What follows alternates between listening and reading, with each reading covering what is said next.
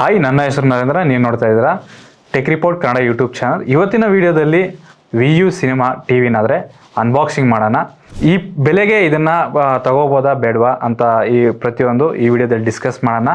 ವಿಡಿಯೋನ ಎಲ್ಲೂ ಸ್ಕಿಪ್ ಮಾಡಿದೆ ಕಂಟಿನ್ಯೂ ಆಗಿದ್ರೆ ನೋಡಿ. ನೀವೇನಾದರೂ ಈ ಟಿವಿನ ಬೈ ಮಾಡಿದ್ದೀರಾ ಅಂತ ಅಂದರೆ ನಿಮಗೆ ಕೊರಿಯರಲ್ಲಿ ಬಾಕ್ಸ್ ಆದರೆ ಈ ರೀತಿ ಬರುತ್ತೆ. ಬಾಕ್ಸ್ ಓಪನ್ ಮಾಡಿದ್ಮೇಲೆ ಟಿವಿ ಆದರೆ ಹೇಗಿರುತ್ತೆ, ಮೊದಲನೇದಾಗಿ ಬಾಕ್ಸಲ್ಲಿ ಏನೇನು ಬರುತ್ತೆ ಅನ್ನೋದನ್ನ ನೋಡೋಣ. ಟೇಬಲ್ ಸ್ಟ್ಯಾಂಡ್ ಬರುತ್ತೆ, ರಿಮೋಟ್ ಬರುತ್ತೆ, ಪವರ್ ಕಾರ್ಡ್ ಬರುತ್ತೆ. ಅದು ಈ ಟಿವಿಗೆ ಅಟ್ಯಾಚ್ ಆಗಿ ಬ್ಯಾಕ್ ಸೈಡ್ ಆದ್ರೆ ಇರುತ್ತೆ. ಈಗ ಇದು ಡಿಸೈನ್ ನೋಡೋದಾದ್ರೆ ನಿಮ್ಗೆ ಟಿವಿ ಈ ರೀತಿ ಆದ್ರೆ ಇರುತ್ತೆ. ಈಗ ಬರೋ ಎಲ್ಲಾ ಟಿವಿಗಳು ಒಂದೇ ತರ ಆದ್ರೆ ಇರುತ್ತೆ. ಡಿಸೈನ್ ಅಲ್ಲಿ ದೊಡ್ಡ ಡಿಫ್ರೆನ್ಸ್ ಎಲ್ಲ ಏನು ಇರಲ್ಲ. ಸ್ಕ್ರೀನ್ ಬೇಜಲ್ಸ್ ಕಮ್ಮಿ ಇರೋದ್ರಿಂದ ಲುಕ್ ಆದ್ರೆ ಚೆನ್ನಾಗಿ ಕಾಣಿಸುತ್ತೆ.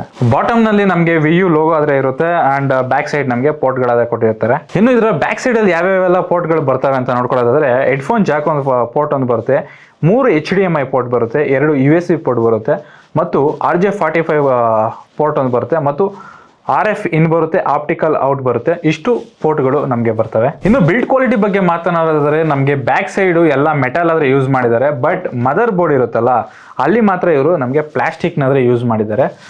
ಆ್ಯಂಡ್ ಇದಕ್ಕೆ ಬಂದಿರುವಂಥ TV ಸ್ಟ್ಯಾಂಡ್ ಏನಿದೆ ಇದಾದರೆ ನಮಗೆ ಪ್ಲಾಸ್ಟಿಕ್ ಆದರೆ ಯೂಸ್ ಮಾಡಿದ್ದಾರೆ. ನಾವು ಎಕ್ಸ್ಪೆಕ್ಟ್ ಮಾಡಿರೋ ರೇಂಜ್ಗೆ ಇದು ಕ್ವಾಲಿಟಿ ಆದರೆ ಇರಲ್ಲ, ಲೋ ಕ್ವಾಲಿಟಿ ಆಗಿರುತ್ತೆ. ಅದರಿಂದ ಏನು ಪ್ರಾಬ್ಲಮ್ ಏನಿಲ್ಲ, ಬಟ್ ಕ್ವಾಲಿಟಿ ಇನ್ನು ಸ್ವಲ್ಪ ಚೆನ್ನಾಗಿ ಕೊಟ್ಟಿದ್ರೆ ಚೆನ್ನಾಗಿರೋದು. ಇನ್ನು ಈ ಟಿವಿಯ ರಿಮೋಟ್ ಬಗ್ಗೆ ಮಾತನಾಡೋದಾದ್ರೆ ರಿಮೋಟಲ್ಲಿ ಪ್ರತಿಯೊಂದು ಬಟನ್ಸು ಮೀಡಿಯಮ್ ಆಗಿದ್ರೆ ಕೊಟ್ಟಿದ್ದಾರೆ. ಇನ್ನು ಕೆಲವೊಂದು ಬಟನ್ಗಳು ಡೈರೆಕ್ಟ್ ಶಾರ್ಟ್ ಕಟ್ ಕೊಟ್ಟಿದ್ರೆ ಚೆನ್ನಾಗಿರೋದು. ಲಿಮಿಟೆಡ್ ಬಟನ್ಸ್ಗಳು ಮಾತ್ರ ಕೊಟ್ಟಿದ್ದಾರೆ. ಆ್ಯಂಡ್ ಬಿಲ್ಡ್ ಕ್ವಾಲಿಟಿ ಕೂಡ ಓಕೆ, ಸ್ವಲ್ಪ ಪರವಾಗಿಲ್ಲ, ಚೆನ್ನಾಗೇ ಇದೆ. ಈ ಟಿವಿ ಗೂಗಲ್ OS ನೊಂದಿಗೆ ಅಥವಾ ಆಂಡ್ರಾಯ್ಡ್ ಟಿವಿ ಯೊಂದಿಗೆ ಬರಲ್ಲ. ಇದು ಸಪ್ರೇಟ್ ಆಗಿ ಇದಕ್ಕೊಂದು ವೆಬ್ OS ನೊಂದಿಗೆ ಬರುತ್ತೆ.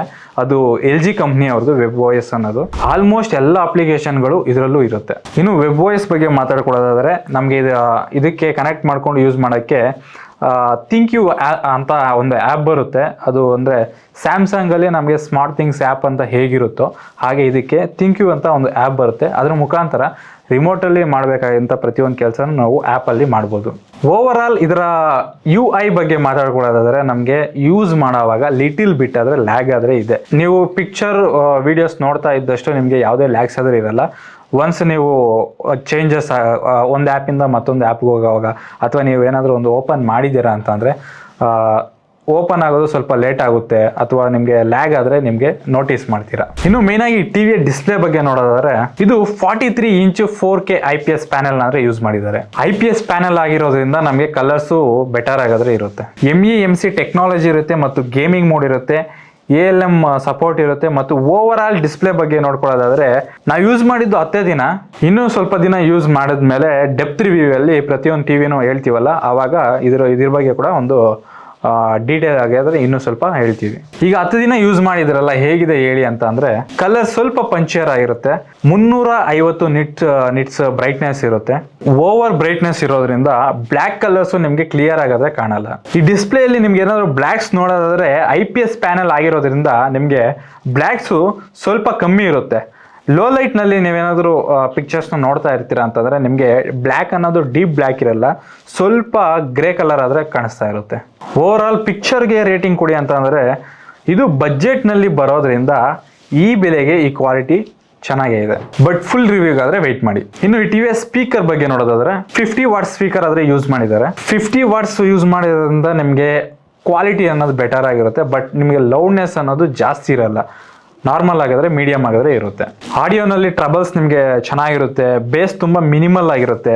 ಒಂದು ನೋಟ್ ಏನಂತ ಅಂದರೆ ಇದೇ ಟಿವಿ ಅಲ್ಲ, ಸುಮಾರು ಟಿವಿ ಆಗಿರ್ಬೋದು, ಫ್ರಿಜ್ ಆಗಿರ್ಬೋದು, ವಾಷಿಂಗ್ ಮಿಷಿನು, AC, ಮೊಬೈಲ್ಸು ಯಾವುದೇ ಆಗಿರ್ಬೋದು, ಈ ಥರ ಎಲ್ಲ ಎಲೆಕ್ಟ್ರಾನಿಕ್ ಐಟಮ್ಸ್ಗಳು ಅದರ ಬೆಲೆ ಒಂದು 50,000 ಇದೆ ಅಂತ ಅಂದರೆ ಕೆಲವೊಂದು ಸಮಯದಲ್ಲಿ ಅದರ ಬೆಲೆ 30,000 26,000ಕ್ಕೆ ಬರ್ತಾ ಇರುತ್ತೆ. ಅಂಥ ಟೈಮಲ್ಲಿ ನಾವು ಗ್ರೂಪ್ನಲ್ಲಾದರೆ ಇದರ ಡೀಲ್ಸ್ಗಳನ್ನ ಪೋಸ್ಟ್ ಮಾಡ್ತಾ ಇರ್ತೀವಿ. ಅದಕ್ಕಂತಲೇ ನಮ್ಮ ಟೀಮಲ್ಲಿ ಡೆಡಿಕೇಟ್ ಆಗಿ ಒಬ್ಬರು ಪರ್ಸನ್ ಆದರೆ ಇದ್ದಾರೆ.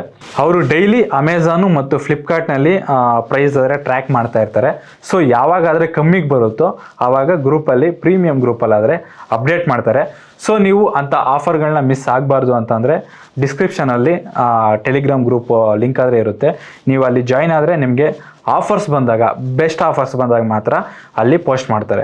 ಓವರಾಲ್ ಈ ಬಜೆಟ್ಗೆ ನಾವು ಈ ಟಿವಿನ ತಗೋಬೋದಾ ಅಂತ ಅಂದರೆ OS ಸ್ವಲ್ಪ ಲಿಟಲ್ ಬಿಟ್ ಲ್ಯಾಗ್ ಅನ್ನೋದು ಬಿಟ್ಟರೆ ಇನ್ನೆಲ್ಲ ನಿಮಗೆ ಚೆನ್ನಾಗಿದೆ. ಬ್ಲ್ಯಾಕ್ ಅನ್ನೋದು ಡೀಪ್ ಬ್ಲ್ಯಾಕ್ ಇರಲ್ಲ, ಸ್ವಲ್ಪ ಗ್ರೇಯಿಶ್ ಆದರೆ ಇರುತ್ತೆ. ಸೊ ಈ ಬಜೆಟಲ್ಲಿ ಬರೋದ್ರಿಂದ ನಿಮಗೆ ಸ್ವಲ್ಪ ಕೆಲವೊಂದು ಕಡೆ ಕಾಂಪ್ರೋ ಆದರೆ ಆಗಿದ್ದಾರೆ. ಸೊ ನೀವು ಇದನ್ನು ಬೈ ಮಾಡಬೇಕು ಅಂತಂದರೆ ಡಿಸ್ಕ್ರಿಪ್ಷನ್ ಇದ್ರ ಲಿಂಕು ಕೂಡ ಇರುತ್ತೆ, ನೀವು ಅಲ್ಲಿಂದ ಬೈ ಮಾಡ್ಬೋದು. ಅಥವಾ ನಮ್ಮ ಮುಂದಿನ ದಿನದಲ್ಲಿ ಸ್ವಲ್ಪ ದಿನದಲ್ಲಿ ಪ್ರತಿಯೊಂದು ಟಿ ವಿನೂ ಪಕ್ಕದಲ್ಲಿ ಸೈಡ್ ಬೈ ಕಂಪೇರ್ ಮಾಡಿ ಯಾವ ಟಿ ವಿ ಚೆನ್ನಾಗಿದೆ ಅಂತ ಹೇಳ್ತೀವಿ, ನೀವು ಅಲ್ಲಿವರೆಗೂ ವೆಯ್ಟ್ ಮಾಡ್ಬೋದು.